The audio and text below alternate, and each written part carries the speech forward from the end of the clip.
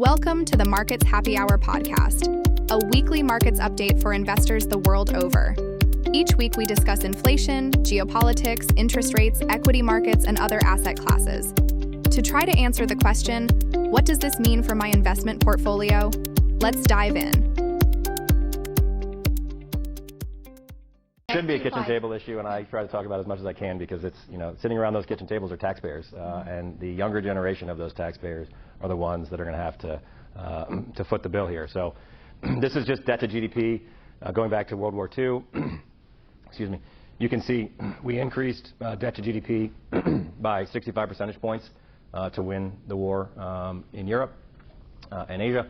And we have basically incurred the same stock of debt increase relative to the size of the economy to fight the financial crisis and now the pandemic.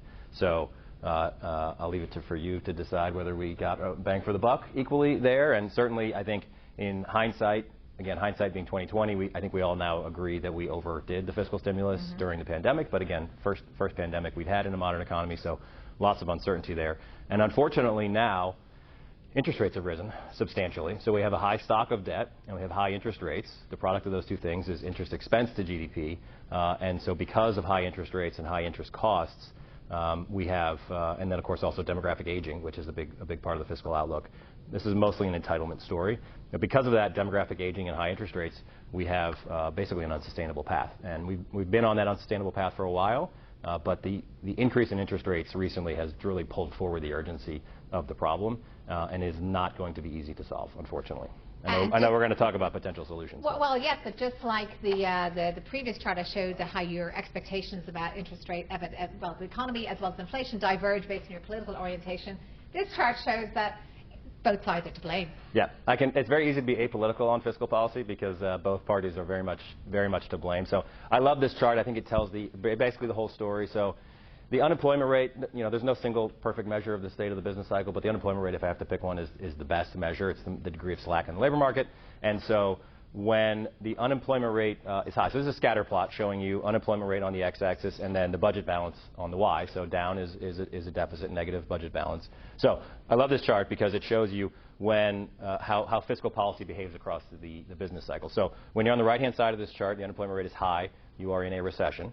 When you're in a recession in the U.S. economy, two things happen. One, private sector incomes are falling, corporate and individual, so tax revenue is falling.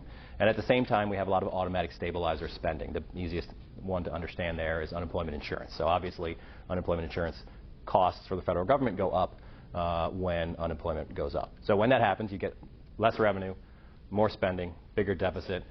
You typically see a big increase in the deficit during a recession. Okay, that is moving. When you're on the right-hand side of this chart, you run a big deficit, you're down on the chart. Then as things recover, the economy recovers, unemployment starts falling, those factors unwind, basically, and you get a smaller deficit and dare to dream a surplus, which we've had a few times in American history. And so that is the negative pattern, negative relationship you see between these two variables, and it was very persistent from the 60s through the early 2000s.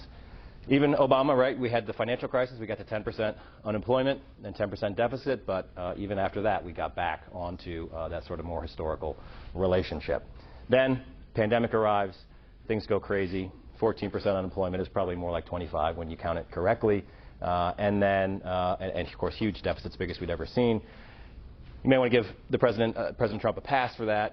You may give Biden a pass early in 21. But then even as we move by the end of 2021, we have a 4% unemployment rate. Okay, that's basically full employment. That's as low as it gets, you can see. And we're still running a 10% deficit. Even as recently as the last year or so, we're still 5-6% deficits with an unemployment rate that's basically been at full employment for 2 years. And so this is the irresponsible fiscal policy. You can see there's blue and red dots here, Biden, of course. But Trump, likes to say now that he was going to balance the budget except for the pandemic. Well, this chart shows you that before the pandemic hit, he was already moving due southwest on this chart and running loose fiscal policy with a full employment economy. As you can see, we're full of festive cheer here in the weeks running up to Christmas. But you bring up the fiscal topic. It's not going to be a cheery subject. No, but I think we are, obviously the answer to much of this is growth. Usually, and that's why it is kicked down the road, that's why people don't focus on it, and that's why for, say, regions like Europe, it seems to be more of a pressing issue, even though their rates of debt may not be as high, because they are lacking this growth. Yep. And we do this productivity point, which is why all roads lead to AI, both literally, metaphorically it seems as well, that we're relying on that. Yeah, and certainly as a GDP contributor, we need it, and certainly the equity markets are behaving as if that. And it just obviously raising taxes, cutting benefits, increasing productivity, increasing fertility, and increasing immigration. This is something Spain has done very well. Spain has actually one of the strongest economies in Europe at the moment because they have seen their falling fertility rate. They have embraced immigration. It's not always easy. Socially, it can cause tension, don't get me wrong, but that has certainly been a way that they have averted some of this productivity and growth crisis. Just so we can move on, but anything to say that I haven't said in terms of your chart? These charts aren't in the pack, but we will get into afterwards. Just that debt to GDP, interest expense to GDP, that's the variable that matters. So these are the 4 levers you have to pull. You can very much grow your way out of the problem. You can grow the economy into the stock of debt and solve the problem in that way. That was a big part of the story in growing our way out of the debt problem after World War II. We had a huge demographic tailwind, baby boom, et cetera, which we don't have now. Actually, we have the opposite. And so these are the easy solutions. Right? These are the painless ones. Right? Grow the economy into the debt. Nobody has to lose. These are the hard ones. Okay? You're either raising taxes or you're cutting benefits. And so we would very much like this bottom half to solve the problem. I would say betting on AI productivity, I'm very confident AI is going to increase productivity to some degree. Magnitude is the debate. And frankly, I think that betting on AI to unleash a productivity boom and bail us out of our fiscal problem is a very irresponsible way. And I'm not willing to bet my children's fiscal future on that risk. I would much more like to see us increase fertility or immigration. I'm doing my part. I have 4 kids, so I'm doing my part on the fertility side, yeah. bringing up the average. And then on immigration, as I said earlier, what we would like to solve this problem would be a legal, right, high-skilled, merit-based, active recruiting immigration policy. And of course, that's not what we've had, and the prospects for achieving that seem pretty dim. So I fear that the problem is so large that we're going to need contributions from all 4 of these areas. And so it's very hard to imagine a scenario in which we don't have to make hard choices on the top.